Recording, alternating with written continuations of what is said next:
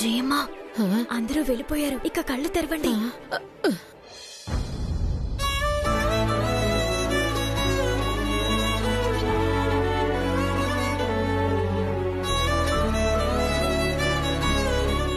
జయమ్మా, నీకేం కాలేదా? మా జయమ్మకేమవుతుందండి, ఎప్పుడు నాలాగే ఆరోగ్యంగా ఎనర్జెటిక్ గా ఉంటుంది. మరి డాక్టర్? డాక్టర్తో అలా చెప్పమని చెప్పింది నేనే.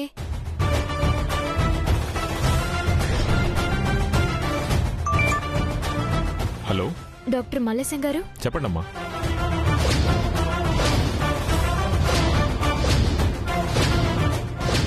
అర్థమైంది కదండి? అర్థమైందమ్మా, మీరు చెప్పినట్టు చేస్తాను.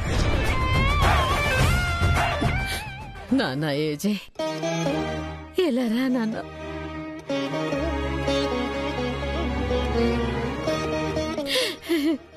ఎలా ఉన్నావు నాన్న? నేను బానే ఉన్నాను జయమ్మా, నువ్వెలా ఉన్నావు? ఏదో ఉన్నానంతే. నువ్వు లేవన్న బాధతో, నువ్వు ఎలాగైనా వస్తావన్న ఆశతో ఎలా బతుకుతున్నానంతే. ఆ దేవుడికి ఎప్పుడు ఎవరిని ఎలా కలపాలో బాగా తెలుసు జయమ్మా. అందుకే మన ముగ్గురిని ఇలా కలిపాడు. ఏజే, ఇక్కడ అసలు ఏం జరుగుతుంది నాన్న? అసలు నాకేం అర్థం కావడం లేదు. జయమ్మా, నువ్వెవరో తెలియదని నేను అన్నప్పుడు నీ మనసు బాధపడి ఉంటుంది కదా? నా కొడుకు ఏమిటో నాకు తెలియదా నాన్న?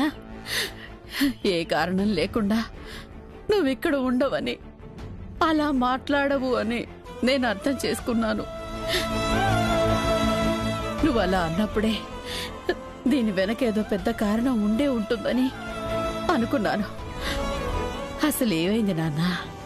నువ్విక్కడ ఎందుకు ఉంటున్నావు? అసలు వీళ్ళంతా ఎవరు? జయమ్మా, నా ఫ్రెండ్ రఘురామ్ అని ముంబైలో ఉండేవాడు, గుర్తుందా?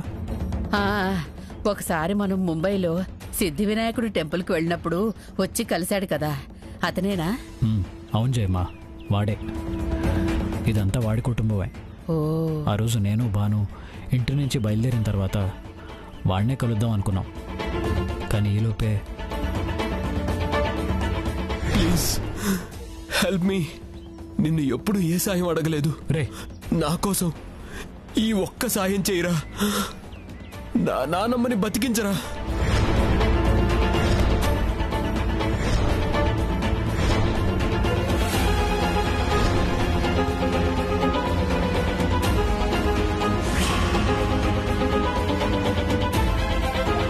కానీ నేను ఇక్కడికి వచ్చిన తర్వాతే తెలిసింది, ఆ పెద్దవాడి ప్రాణాలకి ఇంట్లో వాళ్ళ వల్లే ప్రమాదం ఉందని. అందుకే ఇంటి సమస్యలన్నీ తీరేదాకా ఇక్కడే ఉండాలని నిర్ణయించుకున్నాను. తప్పకుండా తీరుతాయి నాన్న.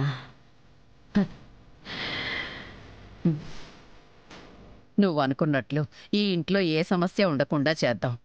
ఇప్పుడు ఈ జయమ్మ కూడా వచ్చింది కదా. జయమ్మా, ఇప్పుడు మీరిక్కడ ఉండడానికి ఆ వెంకట్రత్నం ఒప్పుకుంటాడా? అంటే 1-2 రోజులంటే ఓకే, ఆ తర్వాత మీరిక్కడ ఉండేదేలా? ఏంటి భాను, ఇక్కడికి రాగానే ఈ జయమ్మ ఏమిటో మర్చిపోయావా? వాడు ఒక్క ఆకు చదివితే నేను 10 ఆకులు చదివాను. ఇప్పటికప్పుడు ఏదో ఒక సాకుతో నేను ఇక్కడే ఉంటా. మనం ముగ్గురం కలిసి అన్నీ చేద్దాం, ఓకేనా?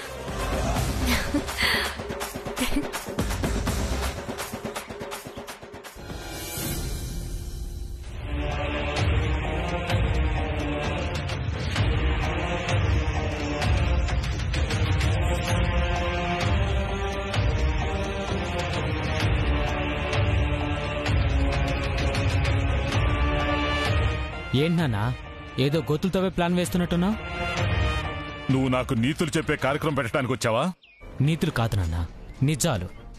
నువ్వు ఇలాగే ఆలోచిస్తూ పనికిమాలిన ప్లాన్లన్నీ వేస్తూ పోతే చివరికి నువ్వు ఏమైపోతావా అని హెచ్చరించడానికి వచ్చాను. హెచ్చరిస్తున్నావా, బెదిరిస్తున్నావా? నువ్వు ఏదైనా అనుకో నాన్న, నువ్వు చేస్తుంది తప్పు. నువ్వు ఆలోచిస్తుంది తప్పు.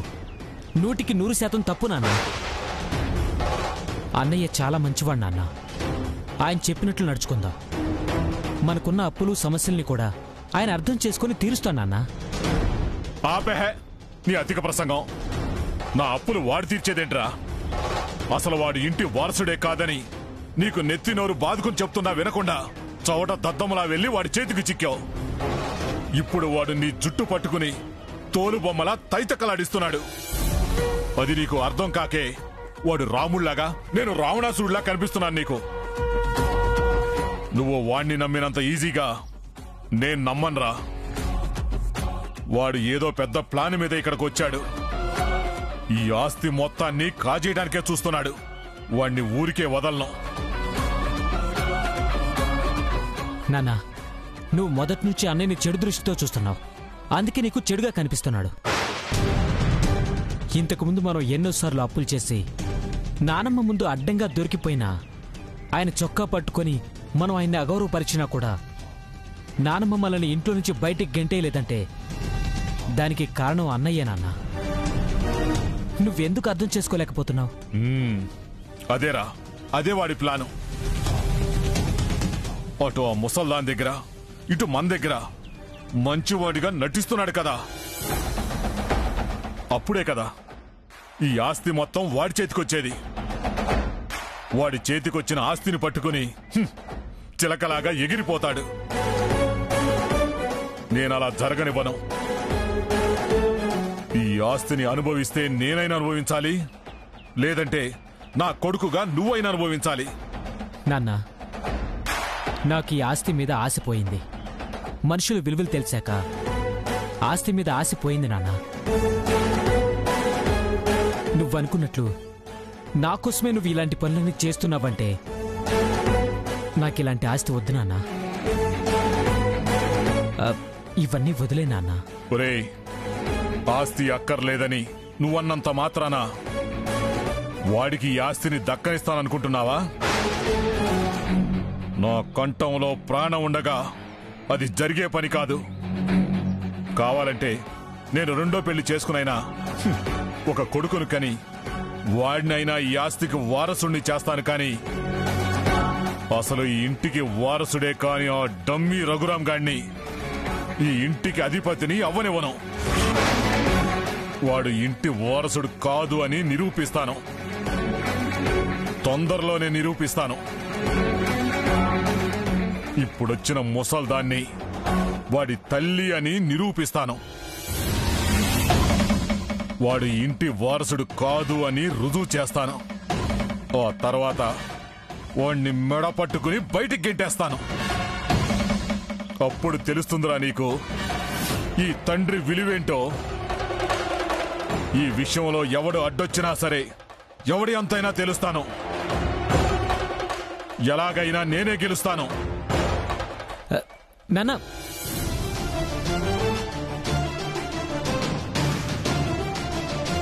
నాన్న ఎంత చెప్పినా వినేలా లేడు. ఈ మనిషి మారేలా లేడు. ఆ అన్నయ్యని జాగ్రత్తగా ఉండమని చెప్పాలి.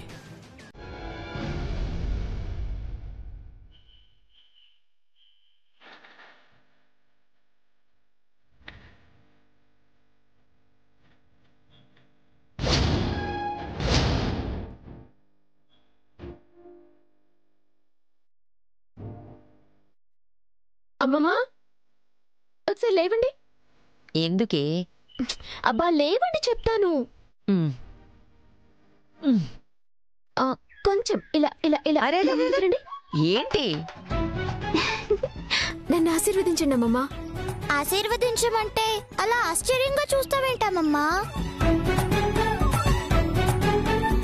దీర్ఘాయుష్మాన్ భవ. అమ్మమ్మ, అలా కాదు. దాని తర్వాత ఇంకోలా ఆశీర్వదిస్తారు కదా, అలా ఆశీర్వదించు. ఇంకెలా ఆశీర్వదించాలి? కళ్యాణ ప్రాప్తి రస్తు అంటారు కదా, అలా ఆశీర్వదించు. కళ్యాణ ప్రాప్తి రస్తు. లే. అస్తమానం తిట్లు తినే అమ్మాయి కొత్తగా ఆశీర్వాదం తీసుకుంటోందేంటి? అత్తయ్య, అమ్మమ్మ తిట్టిన తిట్లే అక్కకి దీవెనలుగా మారాయి తెలుసా? అవునా? అయితే నేను రోజు పూజ చేసి గంట కొట్టినట్టు అత్తయ్య గారితో తిట్లు తింటారా ఏంటి? అత్తయ్య, తిండంటే గుర్తొచ్చింది. ఈరోజు దేవుడికి ఏ ప్రసాదం పెట్టి పూజ చేసావు? ఒరే, ఈ రోజు నేను ప్రసాదం చేయలేదురా, జిల్లేడాకులతో పూజ చేశాను. కొంపదీసి అవి గాని తినేవు. ఒరే అన్నయ్య, ఆప్తావాన్ని తిండి గోలా. ఒసే పిచ్చి మొద్దు, అలా కరెంటు స్తంభంలా నించోకపోతే అమ్మమ్మకి అసలు విషయం చెప్పొచ్చు కదా. ఏంటి నందిని? అది అమ్మమ్మ, ఇక మీదట అక్క స్కూల్కి వెళ్లాల్సిన అవసరం లేదు. మీరు చేసే తింగర చేష్టలకి టీసీ ఇచ్చి గెంటేశారా ఏంటి? అత్తయ్య, నువ్వు కూడా ఏంటి అత్తయ్య ఈ మధ్యలో తయారయ్యావు?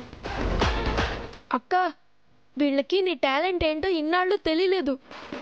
ఇప్పుడు నువ్వు చెప్పే విషయం వింటే నువ్వంటే ఏంటో అందరికీ తెలిసిపోతుంది. చెప్పక్క. ఏంట్రా మీ నస? ఏ విషయం చెప్పాలనుకుంటున్నారో సూటిగా చెప్పండి. ఒసే నందిని, చెప్పు.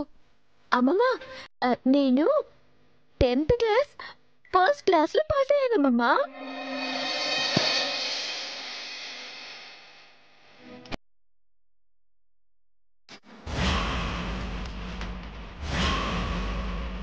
నిజంగా?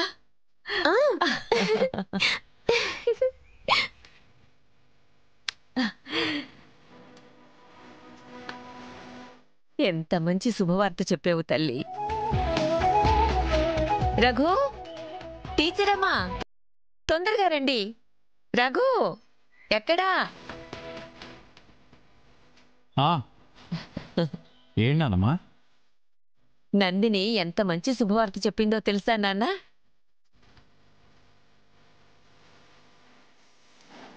నువ్వు కోరుకున్నట్టుగానే తను 10వ తరగతి ఫస్ట్ క్లాస్లో పాస్ అయిందంట నాన్న.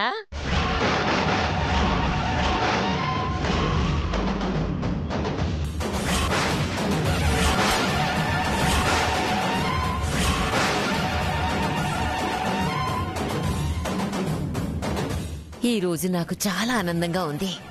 ఈ రోజు కోసం ఎంతలా ఎదురు చూశాను.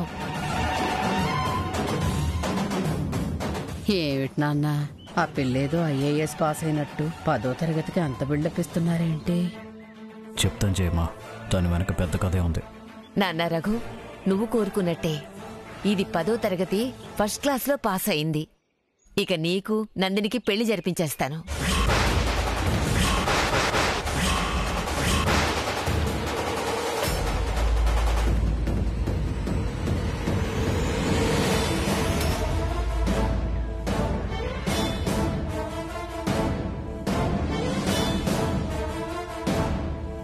వెంకటరత్నం,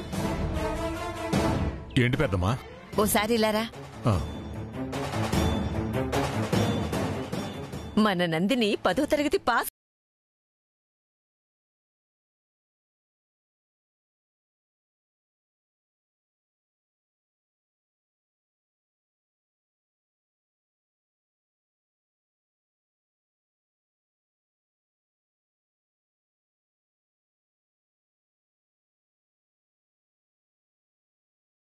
నందినికి రఘురామ్కి పెళ్లి జరిపిద్దాం.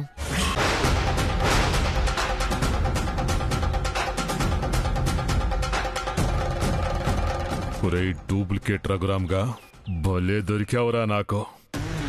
ఇప్పుడు ఈ పెళ్లి వంకతో నీకే నువ్వై ఇంటి వారసుని కాదు అని, ఆ టీచరమ్మే నీ పెళ్ళామని, ఆ ముసల్ది నీ తల్లి అని ఒప్పుకొని ఈ పెళ్లి వద్దు అని ఈ ఇంట్లో నుంచి పారిపోయేలా చేస్తాను.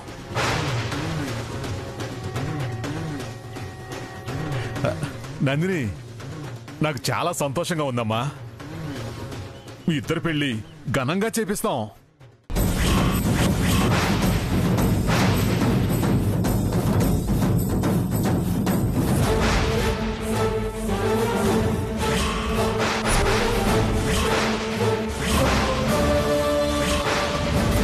అయ్యో, ఇప్పుడు ముహూర్తాలు ఎక్కడున్నాయండి? మొన్ననే మా బంధువుల అబ్బాయికి పెళ్లి చేద్దామని చెప్పి పంతులు గారి దగ్గరికి వెళ్ళి అడిగితే 3 నడుస్తున్నాయి, ఈ మధ్యకాలంలో పెళ్లి ముహూర్తాలే లేవు అని చెప్పారమ్మా.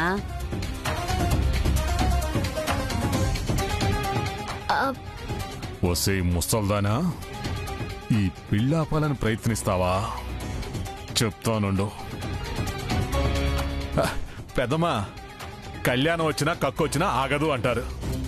ఒకసారి పీటల దాకా వెళ్ళి ఆగిన పెళ్లి అప్పుడు పెట్టిన ముహూర్తానికి వీళ్ళిద్దరి పేరు మీద కళ్యాణ బలం గట్టి.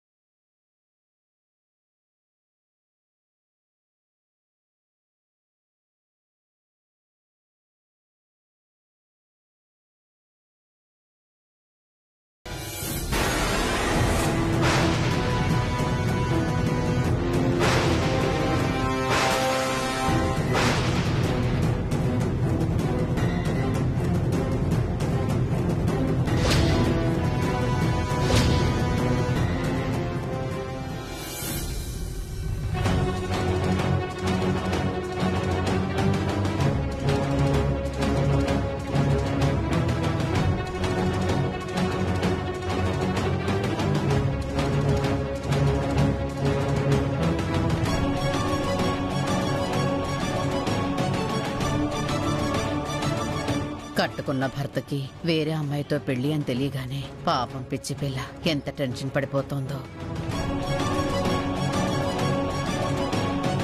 సడన్ గా నందినితో నా పెళ్ళనగానే తట్టుకోలేకపోతుంది. అందుకే టెన్షన్తో ఇలా తిరుగుతుంది.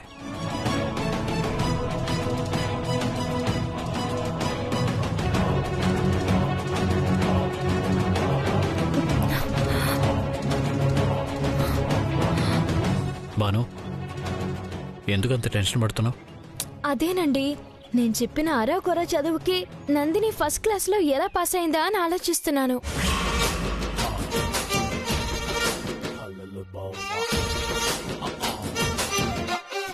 ఏ మొద్దు, ఇప్పుడు అదే ఆలోచించాల్సింది. అవతల నందినితో నా పెళ్ళంటుంటే నువ్వు తను ఎలా పాస్ అయిందా అని ఆలోచిస్తున్నావా? అవునండి, అదొకటి ఉంది కదా, మర్చిపోయాను. ఇప్పుడు పెళ్ళెలా ఆపాలండి? నువ్విందాకడి నుంచి టెన్షన్ పడుతూ కాలు కాలిన పిల్లిలా అటు ఇటు తిరుగుతూ ఉంటే ఈ పెళ్లిని ఎలా ఆపాలా అని ఆలోచిస్తున్నావు అనుకున్నాను. ఆ పిల్ల అసలు ఎలా పాస్ అయిందా అని ఆలోచిస్తున్నావా? ఏమండి, ఈ పెళ్ళెలా ఆపుదామండి? నాకు చాలా టెన్షన్ గా ఉంది. నేను అదే ఆలోచిస్తున్నాను.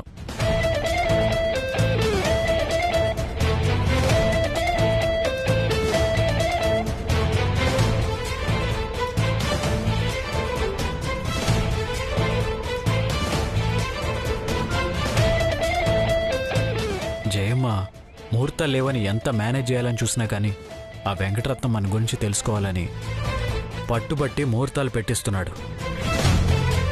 ఎలాగైనా పెళ్లి జరిపించాలనుకుంటున్నాడు. ఇప్పుడు ఏమైందని మీరిద్దరూ ఎందుకంత టెన్షన్ పడుతున్నారు? నేనున్నాను కదా, పెళ్లి జరగకుండా ఏదో ఒక ప్లాన్ చేద్దాం, సరేనా? లేదు జయమ్మ, ఇంతకు ముందు ఒకసారి పీటల దాకా వెళ్ళాగిన పెళ్ళి. అప్పుడంటే నానా కష్టాలు పడి ఆపాము, కానీ ఇప్పుడు ఆపడానికి ఏ దారి దొరకడం లేదు. చూడండి, ప్రతి సమస్యకి ఒక పరిష్కారం ఉంటుంది. అలాగే మనకి ఏదో ఒక దారి దొరుకుతుంది. మీరేం టెన్షన్ పడకండి. పెళ్ళంటే మాటలు కాదు కదా, దానికి ఎంత పెద్ద తతంగం ఉంటుంది. అంత తతంగంలో తప్పించుకోవడానికి దారి దొరకదా? మీరేం టెన్షన్ పడకండి, అంతా నేను చూసుకుంటాను.